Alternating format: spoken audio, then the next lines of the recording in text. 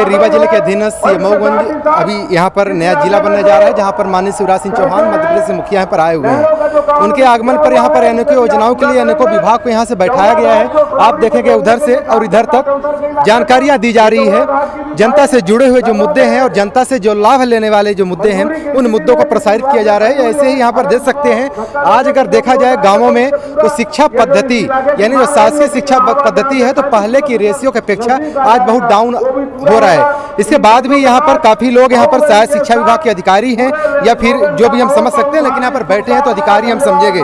देखेंगे यहाँ पर बुकों को जो हम बचपन में पढ़ते रहे हैं, चाहे कोई भी कहानी हो चाहे कोई भी कविता हो, जो कहीं न कहीं से आज मोबाइल ने छीन लिया है। ऐसी तस्वीरों को यहाँ पर सजोने का प्रयास किया जा रहा है, छात्रों तक भेजने का प्रयास किया जा रहा है, कहीं न कहीं अभिभावकों तक भी भेजने का प्रयास किया जा रहा है। फिर भी हम इस सर से ही जानना चाहूँगा कि आखिर ये जो बुक है, इस बुक से छात्रों तक और उनके अभिभावकों को कितना प्रभाव पड़ेगा। सर, बिंदुपेट टीवी में बहुत बहुत स्वागत है। सर, सबसे पहले मैं नाम जानना चाहूँगा। भोलानाथ उपाध्याय, प्राचार्य CM राइज मऊगंज। अच्छा, मऊगंज प्रचार। तो सर, यहाँ पर आप लोग को यहाँ बैठना ये जनता को क्या बताने के लिए बैठाया गया है? जनता को बताने के लिए, वैसे जनता को बहुत सारी चीज़ें पहले से ही मालूम है, लेकिन जो इनके बारे में नहीं जानते कि शासकीय स्कूलों में कौन कौन सी चीज़ें निःशुल्क अपने पाल्य माने उनके पाल्यों को प्रदान की जाती हैं, ये बताने का प्रयास यहाँ पर किया जा रहा है। जैसे कि निःशुल्क पुस्तक वितरण 1 से 12 तक ही होता है, 1 से 8 तक मध्याह्न भोजन जो निःशुल्क रहता है, साइकिल का वितरण, इसके अलावा व्यावसायिक शिक्षा जो विद्यालयों में चल रही है, जिसके द्वारा छात्र कक्षा 12 के पश्चात माने उनमें इतनी स्किल आ जाए कि वो कुछ कर सकें, उनमें इतना ज्ञान रहे कि जिससे बेरोजगारी का कोई ऐसा भाव उनके दिमाग में ना आए, वो स्वयं अपने आप को तैयार करें जिससे समाज में वो अच्छा जीवन व्यतीत कर सके। सर, आपने साइकिल और इसकी क्या बोलते हैं खाने की व्यवस्थाओं पर बात की जो निःशुल्क है।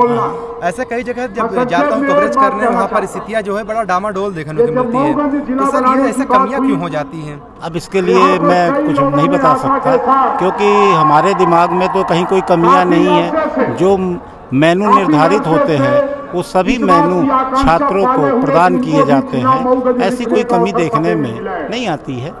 इसके बारे में कोई और विशेष जानकारी में और एक सर, और ये तो अच्छी पहल है, कहीं न कहीं से रोजगार के अवसर को कहीं न कहीं आगे उनके अंदर कई शिक्षाएं डालने का प्रयास आप लोग को सराहनीय है। लेकिन बड़ी सवाल ये भी होते हैं सर, कई मैं कहूँ तो माध्यमिक में और माध्यमिक विद्यालयों में जाता हूँ, उन बच्चों से हिंदी चलाना अधिकांश लोगों को आता नहीं है। और अगर वहीं पर अगर प्राइवेट अगर विद्यालयों में अगर बात करूँ तो उनसे थोड़ा बेहतर इनसे स्किल्ड होता है। तो ये सर कहीं कमियाँ कुछ जहाँ पर सुधार किया जा सके, तो ऐसा कुछ आपके नजर? देखिए, हमारे शासकीय विद्यालयों के शिक्षकों द्वारा भरपूर प्रयास किया जाता है और मैं तो ये कहूँगा जी जान मेहनत की जाती है। थोड़ी बहुत कमी रह जाती है तो उसमें कहने का प्रयास किया जा सकता है। अब अगर अपना 100% है तो 100% में अगर 1% कहीं कमी रह जा सकती है तो उसमें सुधार किया जा सकता है। वैसे भी शासन द्वारा ये नीतियाँ हैं कि कक्षा 3 तक लगभग सभी छात्रों को कम से कम पुस्तक पढ़ना तो आना ही चाहिए, और सभी शिक्षक लगे हुए हैं, भरपूर मेहनत कर रहे हैं। और व्यक्तिगत हमारा जो अनुभव है तो हमारे विद्यालय आसपास के विद्यालयों में इस तरह की कमी नहीं है। सर, मैं आखिरी में जानना चाहूँ, जिस उद्देश्य से यहाँ पर बैठे हैं, तो उन अभिभावकों को क्या कहना चाहेंगे? मैं अभिभावकों को ये निवेदन करना चाहूँगा कि वो शासन की योजनाओं को जाने। शासन जी जान से उनके शिक्षा के विकास के लिए लगी हुई है।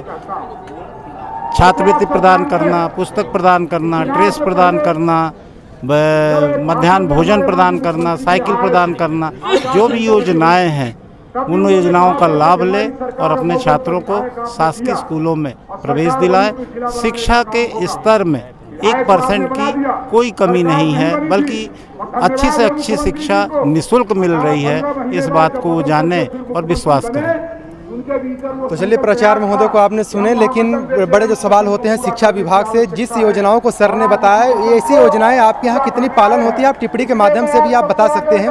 बाकी मऊगंज जिला बनने जा रहा है, उस खुशी में आप क्या कहना चाहते हैं वो भी बताना भूलेगा। चलिए बहुत बहुत धन्यवाद।